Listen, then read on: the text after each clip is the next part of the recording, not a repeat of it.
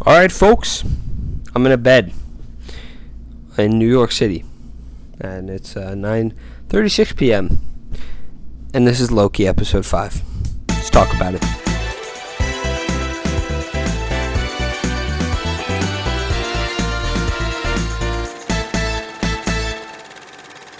Folks, the opening is excellent. It's got an intense opening, booming score. The score is excellent. Just watch this scene, and you know how good the score is. This is an excellent representation of the show's score, and it's great. And the VFX are so great. This scene perfectly encapsulates everything great about Loki. It's intriguing. It is so damn good. For God's sake, it's so good. And it sets up what is frankly one of the best MCU episodes thus far. Maybe the best. And then, folks, I was pretty happy that my theory was right last time. But not entirely, it would seem, because Ravonna really is in the dark. She is not commandeering the whole thing. Sucks. The Void has an incredible design. It's where we spend most of the episode, and this really is well done. Alioth, I forgot how to pronounce it, but I wrote it, too, also has a great design. The Loki variants are hilarious. That's why they picked the ones they did. Who doesn't love Gator Loki? Who doesn't love classic Loki? They're all great. Kid Loki, they kind of just mentioned it in a line, and I'm sure he will come up in the MCU again, and that's why they just set it up here. But he killed Thor. That's pretty damn dark. That's a dark backstory. Ravonna, even if she's not behind it all, she's still pretty evil. She obviously has some nefarious intentions.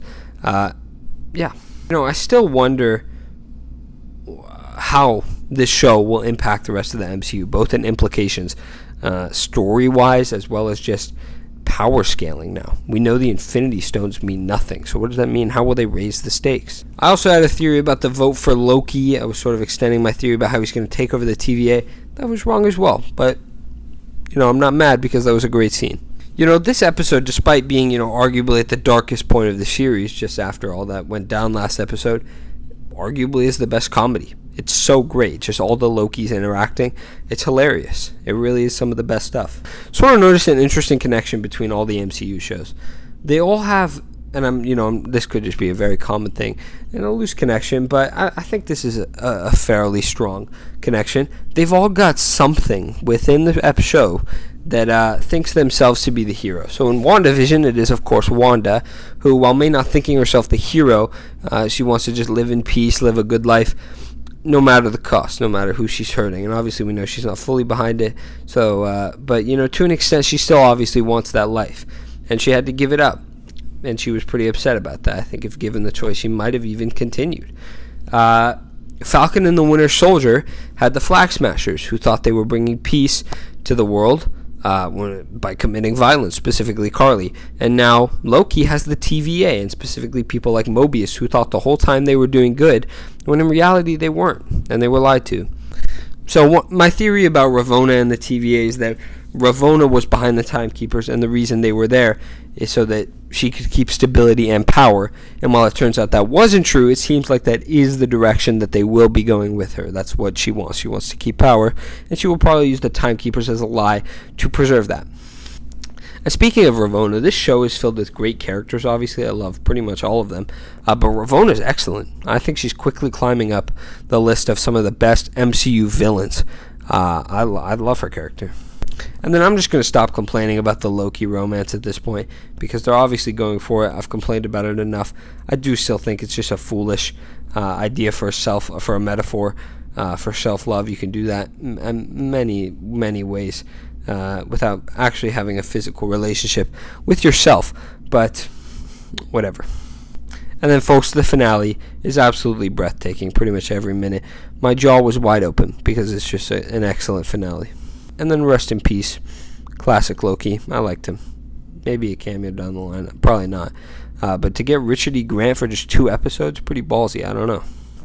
All right, folks, and then closing this review off on the note of what should we expect for the finale?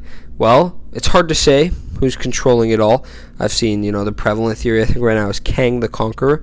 I don't want another Mephisto situation, so I'm not officially jumping on that. But I really don't know who else it would be. I think a Loki variant would be a little lame unless they pull. I mean, it would have to be an interesting way to pull it off. I personally wouldn't go that route. But we'll see. We will see who it is, folks. I expect we'll revisit Ravonna at least next episode, if not for one scene. And, possibly Mobius as well, Hunter B-15, just to see how the TVA is going and set it up for the future of the MCU and Loki Season 2. The point is that I'm beyond excited. The penultimate episode did its job. It got me very hyped for the last episode, and I am thrilled to see where they end Loki. Alright, folks, so that's my review of Loki Episode 5. I absolutely adored this episode.